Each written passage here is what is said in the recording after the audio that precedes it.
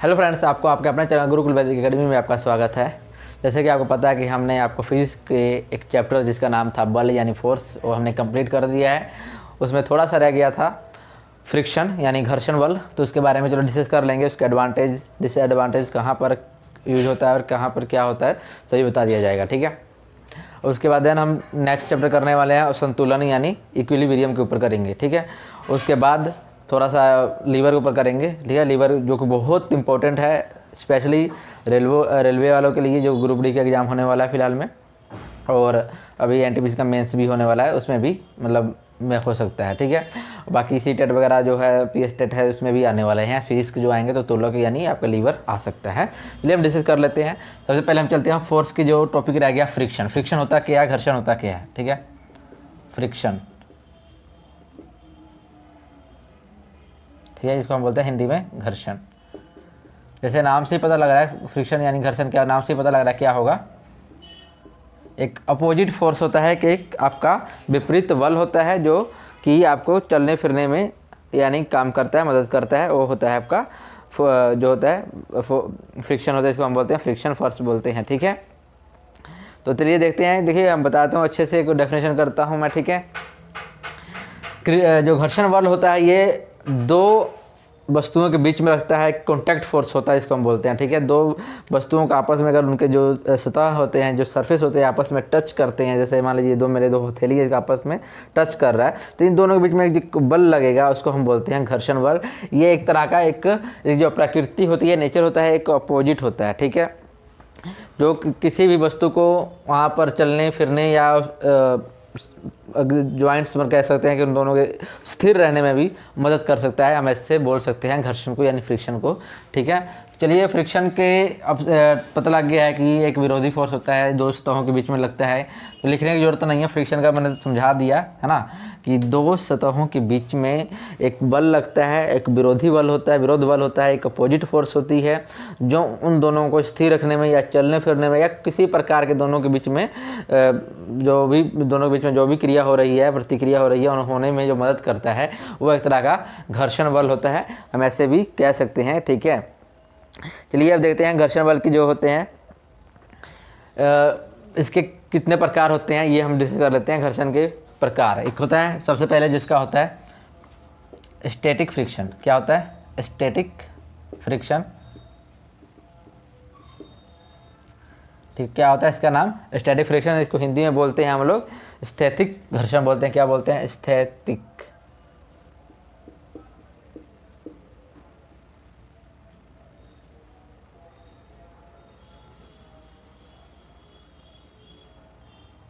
एक सेकंड, थोड़ा मैं रेज करके लिखूं।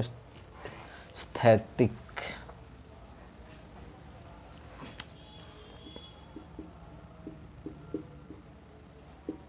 क्या बोलते हैं? स्थैतिक घर्षण होता है ये आपका स्टैटिक फ्रिक्शन हो गया। ये क्या होता है स्टैटिक फ्रिक्शन? क्या होता है देखिए, नाम से पता लगा स्थैतिक यानी रुका हुआ, एक जगह पर ठहरा हुआ। ठीक है। यानी दो आपके दो जो होते हैं मतलब सतहों के बीच में एक फ्रिक्शन यानी लग रही है जो उसको रुके रहने में मदद कर रहा है, जो कि आप उसको कह सकते हैं कि उसको मतलब वहाँ पर स्थिर रहने में मदद कर रहा है, वो आपका होता है स्थैतिक फ्रिक्शन होता है। एग्जाम्पल के लिए, जब कोई वस्तु है, मान लीजिए यहाँ पर मैं एग्जाम्पल का अच्छे से समझाता हूँ। देखिए स्थैतिक फ्रिक्शन में क्या होता है, मान लीजिए कोई वस्तु है, यहाँ पर पत्थर है, तो यहाँ पर क्या है कि मान लें कि अगर यहाँ पर एक बल लगाया जा रहा है। ठीक है। एक बल लगाया जा रहा है, तो ये बल कोई भी, मान लें फोर्स लगा रहा हूँ, बल है, कोई भी फोर्स है। ठीक है। ये कोई भी बल है कि कोई फोर्स है जो इस पर मैं इस ऑब्जेक्ट जो ये डब्बा सा बनाया है इस पर मैं लगा रहा हूँ। ठीक है।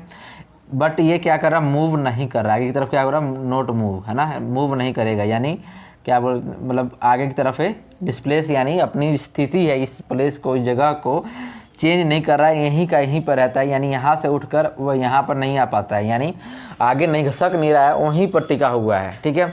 कितना भी बल लगाया जा रहा है, किसी वस्तु पर आप बल लगा रहे हैं, फोर्स लगा रहे हैं कि उसको पोजीशन को, इसकी जो जगह है, स्थान है, उसको डिस्प्लेस करने के लिए, एक जगह से दूसरी जगह पर डिस्प्लेस करने के लिए लगाया जा रहा है। बट डिस्प्लेस नहीं हो रहा है, हट नहीं रहा है, अपने स्थान को चेंज नहीं कर रहा है। वहाँ पर जो फोर्स लग रहा है उसको बोलते हैं हम वहाँ पे जो फोर्स लगता है वो केवल हिलता नहीं है, उस फ्रिक्शन जो जिस वजह से ये क्या हो रहा है, रुका हुआ है, उसको हम बोलते हैं स्टैटिक फ्रिक्शन। यानी इसका मतलब होता है कि जो आपने बल लगाया, मान लीजिए कि मैंने यहाँ फोर्स लगाया है जो भी, तो मैंने जो फोर्स लगाया उधर से जो यहाँ पर जो ज़मीन पर सतह पर लगा रखा हुआ है ना, इसको जिस सतह पर हमने जो सरफेस पर इस पत्थर को रखा हुआ है, ये पत्थर जो है मूव नहीं कर रहा है, यहाँ पर एक फ्रिक्शन होगा, यहाँ पर क्या होगा, एक घर्षण होगा जो उसको रोक के रखेगा, उसको मूव करने से मना कर रहा है, यानी कि रोक रहा है। विरोध कह सकते हैं, एक अपोजिट फोर्स, यानी कि विरोध फोर्स जनरेट हो जा रहा है, एक लग जा रहा है जो इस फोर्स के बराबर होगा, जो फ्रिक्शन जो होगा जो ये इसके बराबर है, माइनस, यानी कह सकते हैं जो आपने फोर्स लगाया, जो ये फोर्स है, इस दोनों आपस में इनका नेचर जो होगा माइनस में होता है, ये उल्टा फोर्स लगता है, इसे कह सकते हैं। यानी फोर्स इक्वल टू फ्रिक्शन होता है। फ्रिक्शन क्या है आपको बताता हूँ, माइनस फोर्स होता है, ठीक है। सॉरी मैं यहाँ लिखता हूँ फ्रिक्शन, ठीक है। फोर्स इक्वल टू फ्रिक्शन यहाँ पर क्या हो गए, बराबर हो जाएंगे। फोर्स और फ्रिक्शन क्या हो जाएंगे, एक दूसरे के ये बराबर हो जाएंगे, जिस वजह से क्या होगा, ये मूव नहीं करेगा। आपका जो पोजीशन डिस्प्लेस क्या हो जाएगा, यानी डिस्प्लेसमेंट क्या होगी, जीरो हो गया, वैसे कह सकते हैं।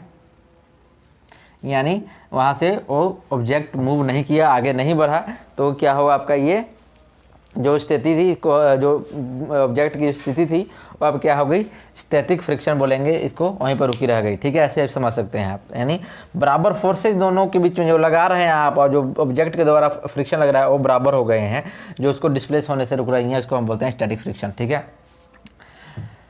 उम्मीद है आपको समझ आया होगा, अगर नहीं समझ आया प्लीज़ रिपीट कर लें, ठीक है। एक होता है स्लाइडिंग फ्रिक्शन।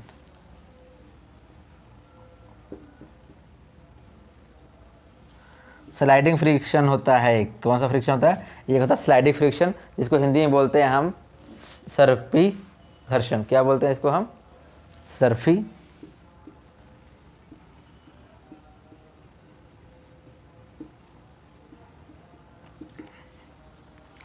ये स्लाइडिंग फ्रिक्शन मतलब होता है कि किसी वस्तु जो स्लाइड करके अब मतलब आ रही है, जैसे हम स्लाइड का मतलब जरूरी नहीं होता है कि देखिए आपने देखा होगा बच्चों के लिए एक ऐसे इस प्रकार का झूला आता है, चाहे झूला छोड़िए, इस प्रकार पहाड़ी ले सकते हैं।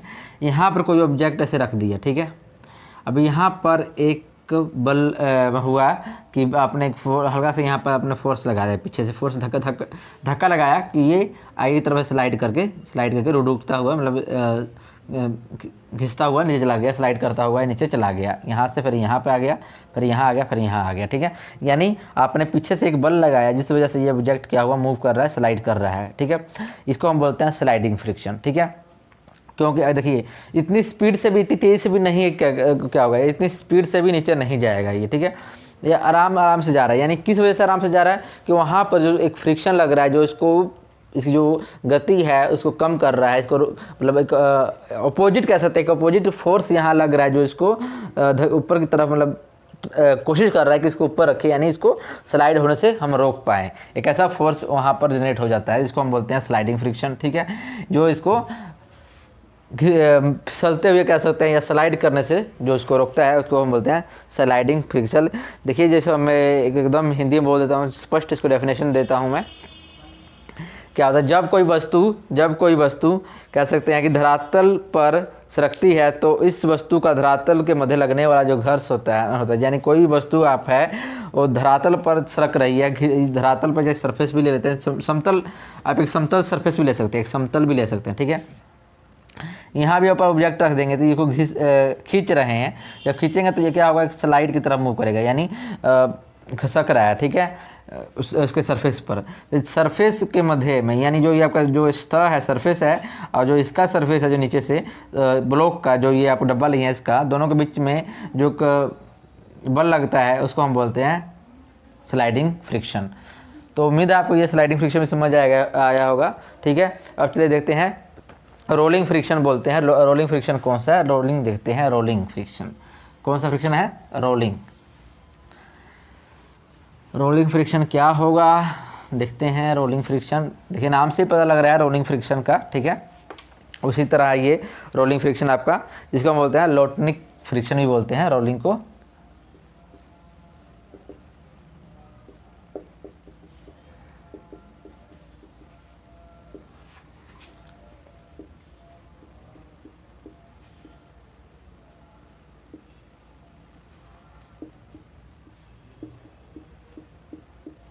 लोटनिक घर्षण क्या होता है, देखिए नाम से ही पता लग रहा है, इसका नाम है लोटनिक घर्षण। ठीक है, चलिए अभी देखते हैं इसमें क्या होता है। जब कोई वस्तु सतह पर लुढ़कती हुई, यानी मतलब एक रोल करते हुए, सर्कुलर मोशन, लुढ़कती हुई का मतलब हुआ कि जैसे मान लें कि एग्जांपल के लिए मैं कि यहाँ पर टायर बनाता हूँ, ठीक है,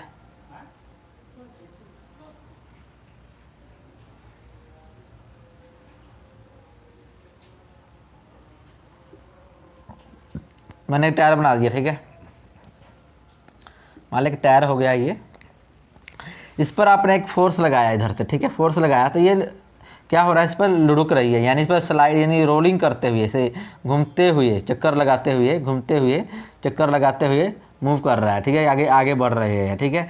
तो इसके जो जो टायर है या चक्का है या जो ये सर्कुलर शेप का कोई भी ऑब्जेक्ट है, उसके सतह के बीच में, सरफेस के बीच में, और जो धरती धरातल है इसके सरफेस के बीच में एक बल लग रहा है दोनों के बीच में, वो बल जो होता है उसको बोलते हैं रोलिंग फ्रिक्शन। ठीक है, उसको क्या बोलते हैं, रोलिंग फ्रिक्शन। आई होप आपको समझ आया होगा। चलिए अब देखते हैं इसमें सबसे ज़्यादा मजबूत फ्रिक्शन होता कौन सा है ना।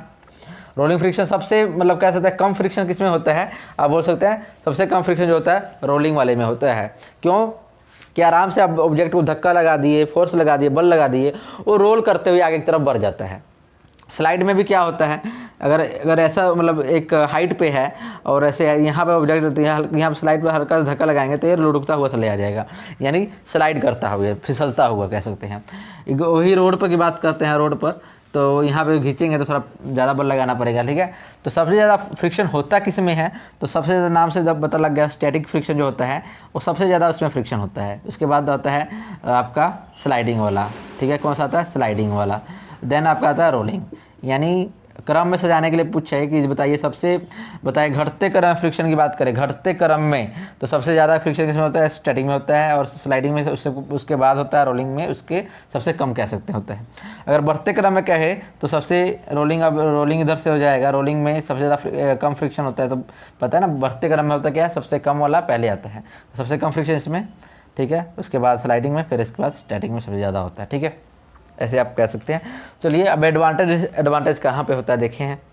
ठीक है, घर्षण बल जो होता है आपको चलने के लिए जरूरी, एडवांटेज की बता रहे हैं, लिखवाऊंगा नहीं, अब मतलब मैं लिखूंगा नहीं, आप समझ लें, सुन ले, आपको नोट डाउन करना कर सकते हैं। देखिए सबसे पहले सुनिए फ्रेंड, जो आपका स्लाइडिंग फ्रिक्शन होता है, आपको जैसे अभी मैं खड़ा हूँ अपनी जगह पे ना, तो फ्रिक्शन के वजह से ही खड़ा हूँ। किसकी वजह से, घर्षण की वजह से ही खड़ा हूँ, क्योंकि जो धरती है, जो अर्थ का सरफेस है, जो धरती का सतह है और मेरे पैरों का जो सतह है, दोनों के बीच में दोनों के मध्य एक बल लग रहा है, जो फोर्स लगा हुआ है वो फ्रिक्शन ही बल है, जिसकी वजह से मैं यहाँ पर भी खड़ा हूँ। ठीक है, अगर हम कहीं चल फिर सकते हैं तो फ्रिक्शन की वजह से ही चल फिर सकते हैं। ठीक है, फ्रिक्शन की वजह से हम चल फिर सकते हैं कहीं पर चलना, क्योंकि हमारे पैरों के मध्य में और सतह के बीच में एक फ्रिक्शन लगता है। अगर फ्रिक्शन अगर नहीं होगा, मान लें फ्रिक्शन अगर नहीं होगा तो हमारा पैर फिसल जाएगा, हम गिर जाएंगे। बारिश में अगर सतह, बारिश के मौसम में देखते हैं अगर फ्रिक्शन कम होता है तो पैर से फिसल जाता है और गिर जाते हैं हम, चोट लग जाता है। तो वहाँ फ्रिक्शन क्या हो जाता है, कम हो जाता है।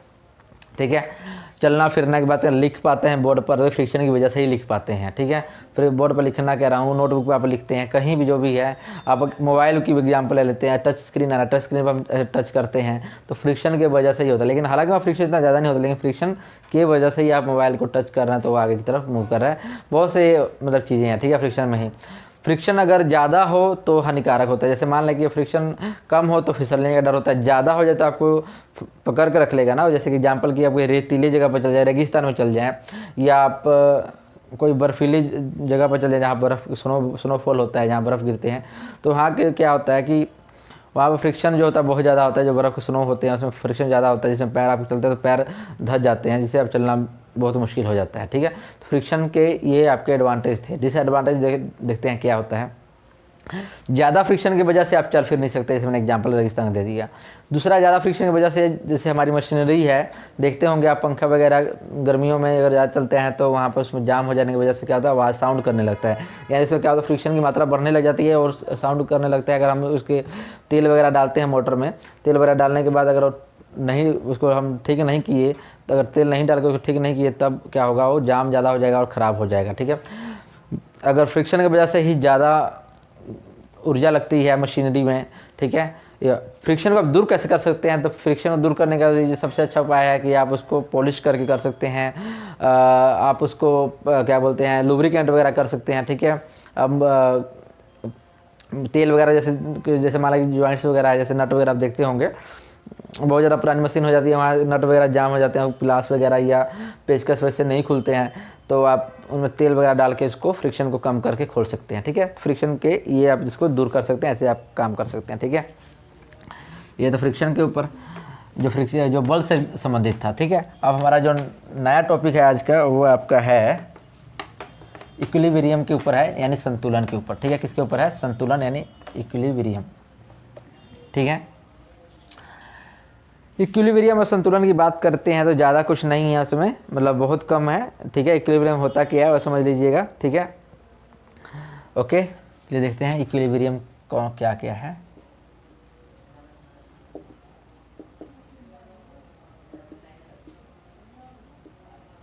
यानी संतुलन, इसको हिंदी में क्या बोलते हैं, संतुलन।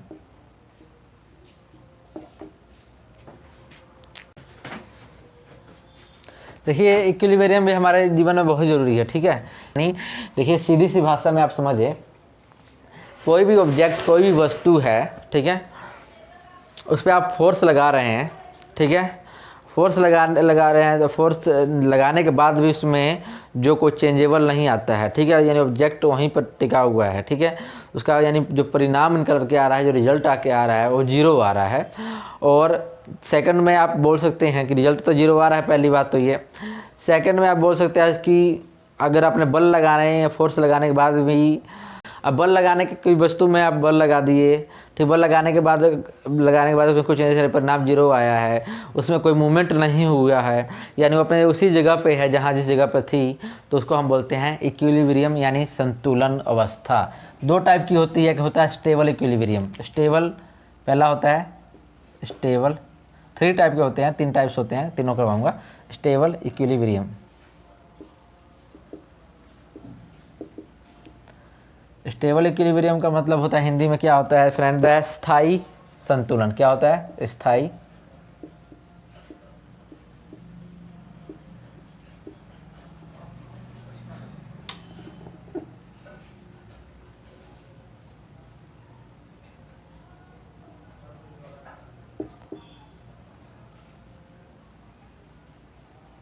स्थायी संतुलन। इसमें क्या होता है, अगर आपने किसी भी वस्तु के ऊपर एक बल लगाने के बाद उसके जो डिस्प्लेस करने के बाद, यानी डिस्प्लेस कर दिया इसको, अपनी जगह जो प्लेस था, यानी जो पहले वाला जगह से स्थान था, उस स्थान से इसको हटा दिया और दूसरी अवस्था में ले गए, यानी दूसरी जगह पर ले गए, वहाँ पर जाके भी वो पुरानी वाली अवस्था में रहे, यानी कि पुरानी जो उसकी जो मतलब स्थिति थी वैसा ही उसी स्थिति में दूसरी जगह पर भी रहता है, उसको बोलते हैं स्टेबल इक्विलिब्रियम।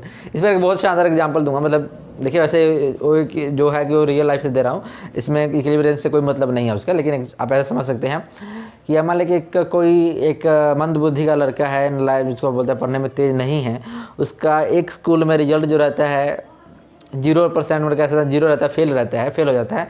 तो आप जो मतलब पेरेंट्स मान लें, पेरेंट्स या उसके कोई भी कहे कि कहीं स्कूल में अच्छा पढ़ाई नहीं होने की वजह से वो फेल होता है, ठीक है, ऐसा मान सकते हैं।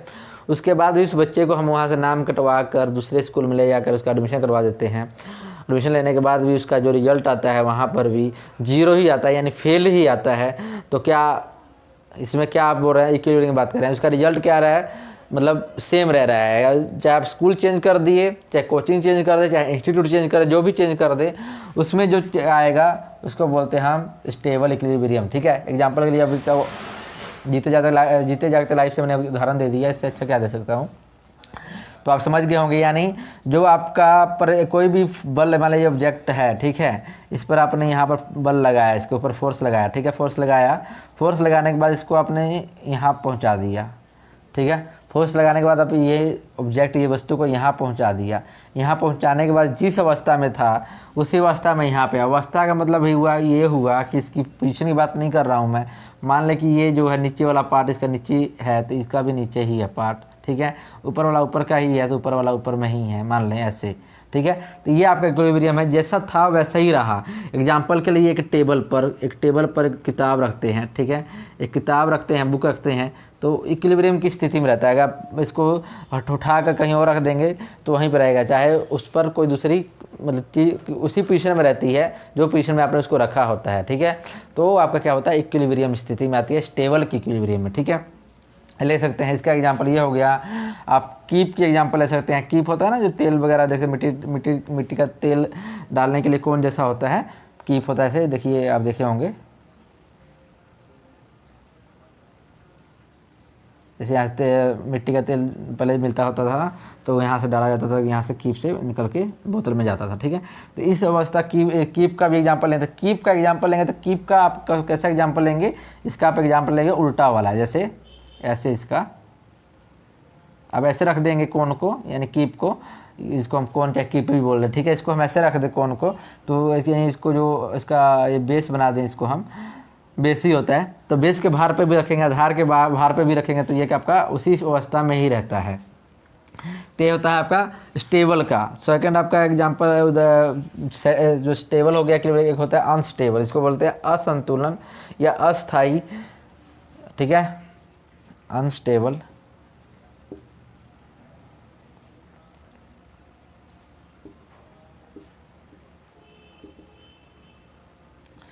इसको बोलते हैं अस्थाई संतुलन। अस्थाई संतुलन कैसे,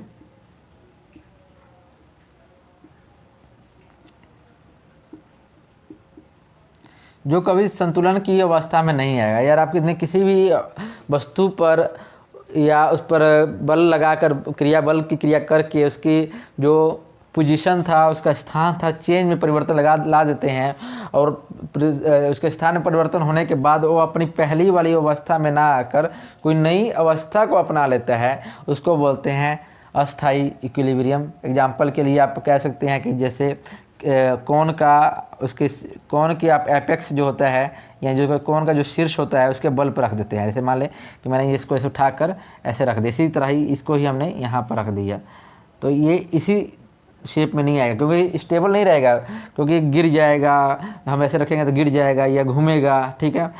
लट्टू का एग्जांपल ले सकते हैं, जैसे अब लट्टू वगैरह होता है, घूमता है अपने जो अपने ही मतलब एक्सिस पे घूमता है, उसका एग्जांपल ले सकते हैं अनस्टेबल इक्विलिब्रियम में, ठीक है, ये हो सकता है। और अगर आप एक बात करें तो बहुत सी ऐसी चीज़ जो नुकीली चीज़ के भार उसका जो बना दे, और उसका जो आधार जिसका आधार है उसके एपेक्स से बड़ा हो, उसको आप एपेक्स के भार पर रखें तो भी क्या होगा, अनस्टेबल इक्विलिब्रियम के अंदर आ जाएगा, ठीक है। यानी उसकी पहली वाली अवस्था में ना आकर उसमें चेंजेस आती रहती हैं थोड़ी थोड़ी टाइम पर, कह सकते हैं, अगर आप उसमें बल लगा रहे हैं तो।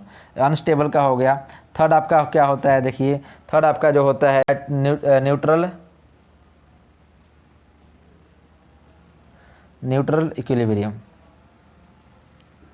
न्यूट्रल इक्विलिब्रियम क्या होता है कि ये तो अगर इसमें का इस इक्विलिब्रियम में क्या होता है कि आप इस पर वस्तु पर कोई बल लगा रहे हैं, तो बल लगाने के बाद वो कोई नई अवस्था में ना आकर ना तो वो पहली वाली अवस्था में आती है, ना ही वो कोई नई अवस्था में आती है। यानी ना तो आपकी जो पहले वाली जो अवस्था थी इसकी, ना तो उसमें आए, ना ही कोई नई अवस्था बनाए, उसको बोलते हैं न्यूट्रल इक्विलिब्रियम, ठीक है।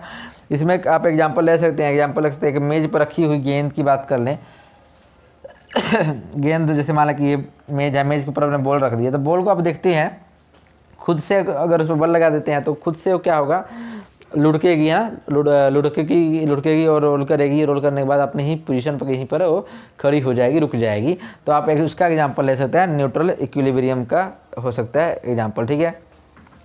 या तो आप कीप की बात कर रहे हैं, कौन की बात करते हैं, तो कौन को ऐसे लेटा के रख सकते हैं, ठीक है। ये भी अपने जगह पर मतलब क्या रहा, न्यूट्रल हो जाएगा, घूमते घूमते रुक जाएगा, ठीक है। तो ये आपका न्यूट्रल इक्विलिब्रियम का संतुलन का, यानी इसको न्यूट्रल बोलते हैं उदासीन। हिंदी तो बताया नहीं मैंने, उदासीन संतुलन, ये आपका एग्जाम्पल हो जाएगा न्यूट्रल इक्विलिब्रियम का, ठीक है। तो आपको समझ आया होगा स्टेबल, अनस्टेबल, न्यूट्रल, इक्विलिब्रियम, ठीक है। तो इक्विलिब्रियम के ऊपर था। चलिए अब देखते हैं लीवर के ऊपर। लीवर का जो है आप इसे समझ ले, उसके एग्जांपल समझिएगा। बहुत बार एग्जांपल देकर पूछता है कि कौन से लीवर का पार्ट है। 3 टाइप्स के लीवर होते हैं, ठीक है।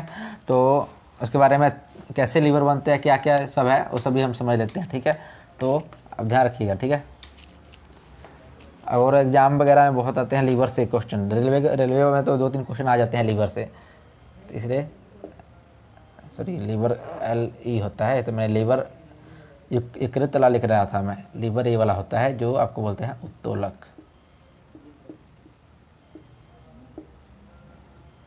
ठीक है। क्या होता है लीवर उत्तोलक, इसमें देखिए लीवर में क्या होता है उत्तोलक में, ये कोई भी एक सीधी टेढ़ी या एक ऐसा छड़ होता है जिसकी मदद से आप किसी काम को आसान बना सकते हैं, लीवर उसको बोलते हैं। क्या बोलते हैं, कोई या तो सीधी छड़ ले सकते हैं, टेढ़ी ले सकते हैं, या गोल ले सकते हैं, किसी भी शेप में मतलब हो सकता है। कोई मशीनरी नहीं होती है, एक सिंपल चीज़ होता है लीवर, जिसकी मदद से आप मतलब कोई काम को आसान बना सकते हैं, वो आपको लीवर होता है। 3 प्रकार के होते हैं लीवर। इसमें लीवर बनने के लिए 3 चीज़ों की जरूरत पड़ती है। एक तो पड़ती है फलक्रम की पड़ती है, एक तो आपकी चीज़ चाहिए फलक्रम,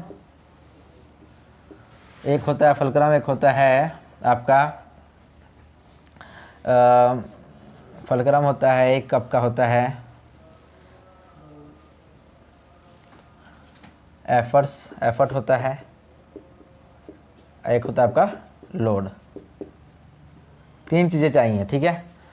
फलक्रम को आप क्या बोलते हैं, एफर्ट को क्या बोलते हैं, लोड को क्या बोलते हैं, ठीक है। आयास बोलते हैं इसको, लोड को बोलते हैं भार, फलक्रम को आप बोलते हैं आलम बोलते हैं, क्या बोलते हैं इसको, आलम बोलेंगे, ठीक है। तो फलक्रम क्या होता है, जहाँ पर ज्वाइंट होता है, जहाँ पर कोई चीज़ की मतलब मान लो मैंने बताया लीवर मशीन एक बहुत सिंपल बोल सकते हैं मशीन होती है, या छोटी मशीन कह सकते हैं इसको हम, जिसमें क्या होता है कि चेंजेस होते रहती हैं उसके वस्तु के मतलब जिसकी मदद से हो रही है, अब जिसकी मदद से कोई काम को आसान बना सकते हैं, ये लीवर होता है। तो ये छड़ हो सकता है, कोई भी कोई 2 चीज़ों से बना हुआ है, वैसे होता है। फलक्रम के बाद समझते हैं फलक्रम होता है क्या, अलम बोलते हैं इसको हम, जहाँ पर जो मशीनरी है, जो भी आपकी ऑब्जेक्ट है, जो भी वस्तु है, लीवर है, जहाँ से ज्वाइंट होता है, लीवर जहाँ से ज्वाइंट होता है, लीवर जहाँ पे ज्वाइंट होता है, ज्वाइंट होता है, जिसको हम घुमा सकते हैं, जिसके हम घुमा सकते हैं,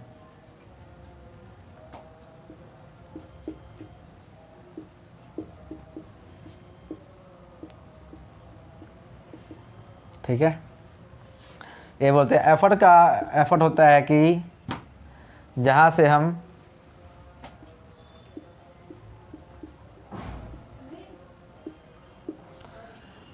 जहाँ से हम क्या होता है कि भार लगाते हैं, बल लगाते हैं, बल लगाते हैं, जहाँ पर जहाँ से हम जहाँ पर लिखता हूँ, जहाँ पर हम बल लगाते हैं या फोर्स लगाते हैं या एफर्ट करते हैं, ठीक है। ये बात समझ जाए, ठीक है। फलक्रम यानी कि ज्वाइंट होता है,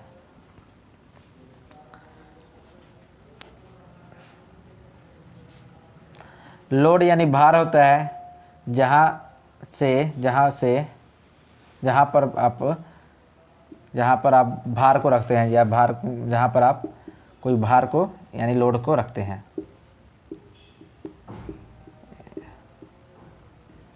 ये होता है, ठीक है। यानी फलक्रम होता है जहाँ पर ज्वाइंट्स होते हैं लीवर के, ठीक है, जहाँ उसके इर्द गिर्द लीवर घूम सकता है।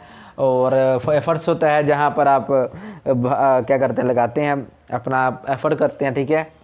लोड होता है जहाँ से आप वस्तु को लोड यानी वेट को रखते हैं, ठीक है। तो देखते हैं, एक पहला देखते हैं प्राइमरी, समझा देता हूँ, बहुत आसानी भाषा में समझाऊंगा, ठीक है। आपको फलक्रम समझ आ गया होगा, लीवर समझ आ गया होगा। प्राइमरी इसको हम प्रथम श्रेणी के बोल सकते हैं, इसको प्रथम श्रेणी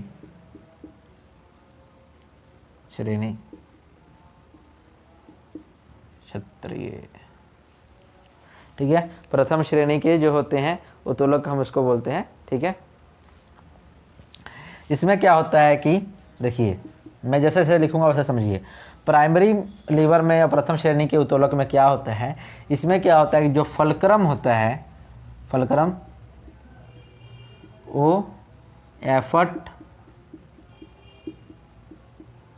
ठीक है, और आपका लोड, यानी ऐसे लिख सकता हूँ, कुछ सेकंड में रुक जाऊँ, अब समझिए लोड के बीच में होता है, यानी एफर्ट जो होगा आपका और लोड होगा लास्ट में होंगे, फलक्रम बीच में होगा। ठीक है, क्या होगा, फलक्रम बीच में रहता है, एफर्ट और लोड आपका मतलब किनारों पे होता है, ऐसे आप समझ सकते हैं प्राइमरी के। एग्जाम्पल के लिए सीजर ले सकते हैं, कैंची,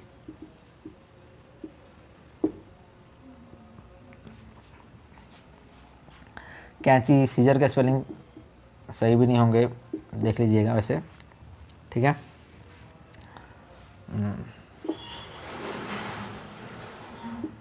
मिला लीजिएगा यार, चलो कोई बात नहीं, हो जाता है गलती। सीजर यानी कैंची, इसमें देख सकते हैं आप एफर्ट। इसमें क्या होता है कि आप कैंची की आप अगर शेप की बात करें तो यहाँ कैंची मैं बनाने ट्राई करता हूँ। देखिए ये जो आपका क्या हो गया, फलक्रम हो गया। आप यहाँ पर लोड रखेंगे इसी बीच में तभी ना काटेंगे। यहाँ पर अगर लोड आप यहाँ से दबाएंगे, ऐसे पकड़ के दबाएंगे इधर से, तो आप यहाँ पर क्या करेंगे, एफर्ट करेंगे। ये हो गया आपका फर्स्ट श्रेणी के उत्तोलक यानी प्राइमरी बोल सकते हैं। कैंची हो गया। ठीक है, पिलास की बात कर सकते हैं। ठीक है, पिलास ले सकते हैं। चलिए, तो आप एग्जाम्पल आप समझ जाएंगे। ये आप एग्जाम्पल आप खुद भी सामान अपने आसपास जो आपके सामान होंगे उसको भी देख के आप नोट कीजिएगा, तो आपको समझ आ जाएगी। जो आपके आसपास चीज़ें होंगी सभी को देख के नोट करते रहेंगे तो आपको चीज़ें समझ आ जाएंगी कि फलक्रम बीच में है तो ये फर्स्ट श्रेणी के उत्तोलक हो सकते हैं, यानी फर्स्ट लीवर हो सकता है, प्राइमरी लीवर हो सकते हैं, ऐसे समझ सकते हैं। ठीक है, सेकंड इसको इरेज कर दूं ताकि सेकंड भी आ जाए, है ना। चलिए, सेकेंडरी में आता है आपका द्वितीय श्रेणी, बोलते हम यहाँ पर द्वितीय श्रेणी। अब श्रेणी के स्पेलिंग भी तो सही नहीं पाने आते हैं, चलो। हाँ, इसको देखिए सेकंड लेवर में क्या होता है।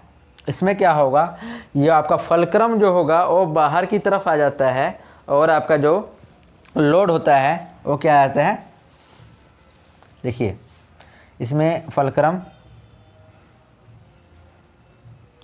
आपका क्या होगा, बाहर आ जाएगा, लोड आपका सेंटर में आ जाएगा।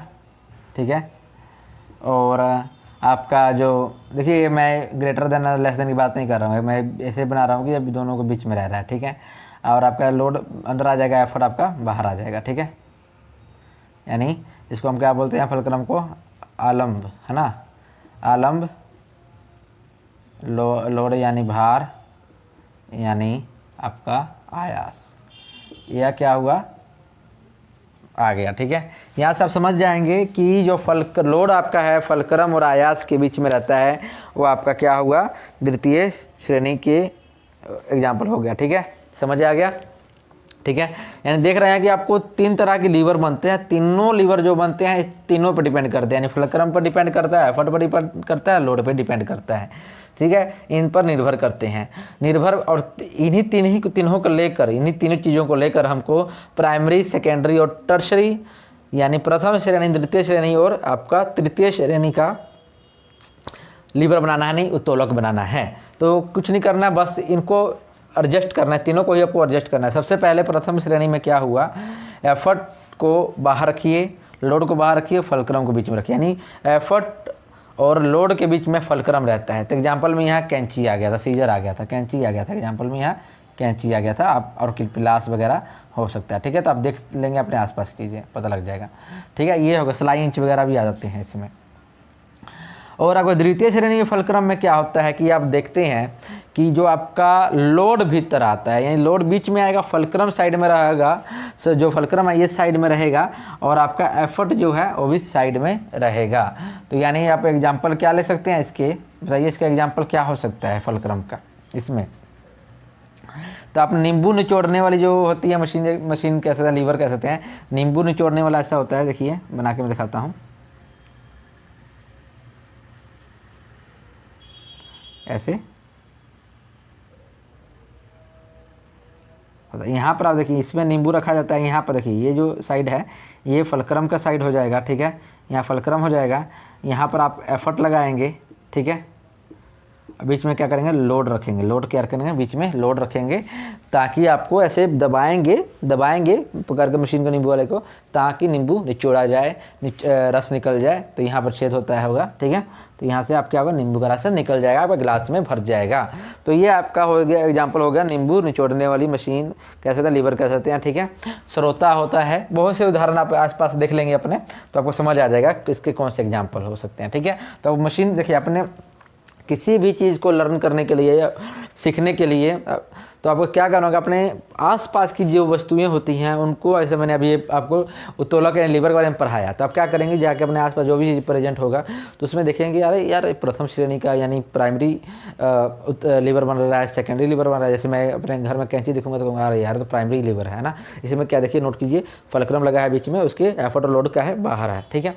नींबू निचोड़ने वाली घर में सभी के होते हैं किचन में, तो वहाँ पर जाएंगे, जाके देखेंगे, हाँ भाई देखिए फुलक्रम साइड में लगा हुआ है, एफर्ट लगा रहे हैं, बीच में लोड हो गया, ठीक है। तो आप एग्जाम्पल देख सकते हैं, सभी अपने घर में मौजूद होता है, ठीक है। तृतीय श्रेणी का जो होता है यानी टर्शरी का बात करें, हम टर्शरी की बात करें, है ना,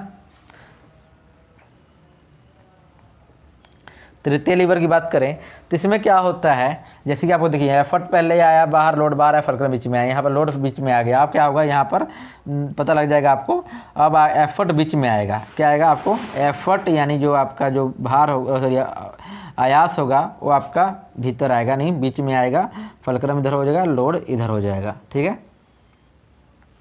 तो ये आप कह सकते हैं कि ये तृतीय श्रेणी का है। एग्जाम्पल के लिए आप इसमें भी समझ जाएंगे क्या होगा। चिमटे की बात करें, देखिए चिमटे की बात करते हैं, तो यहाँ पर मैं बनाता हूँ चिमटा, ठीक है। तो ये चिमटा मैंने बनाया, ठीक है। इस चिमटे में क्या होता है, यहाँ पर होता है फलक्रम, बाहर की तरफ फलक्रम हो गया। अब इसके यहाँ पर देखिए, इस पर यहाँ पर लोड लगेगा, लोड क्या पड़ेगा यहाँ पर, सॉरी लोड कह रहा हूँ मैं, इस पर क्या हो रहेगा, आयास लगेगा, एफर्ट लगेगा, क्या लगेगा, एफर्ट लगेगा। अब इसको यहाँ दबाया जाएगा, यानी इस पर पकड़ के इस पर इसको ऐसे दबाया जाएगा। यहाँ पर डायग्राम, अब देखिए मैं पतला सा डायग्राम बनाता हूँ, अब दबा दिया गया, ठीक है। यहाँ फुलक्रम है, ये दबने के बाद ऐसे हो गया, यहाँ से क्या होगा, रोटी को पकड़ लेगा, यानी रोटी चिमटे से यहाँ रोटी पकड़ लिए जाएंगे, ठीक है।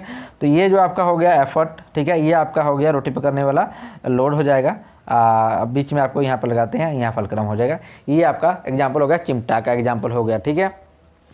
तो आपको अच्छे समझ आ गया होगा, ठीक है।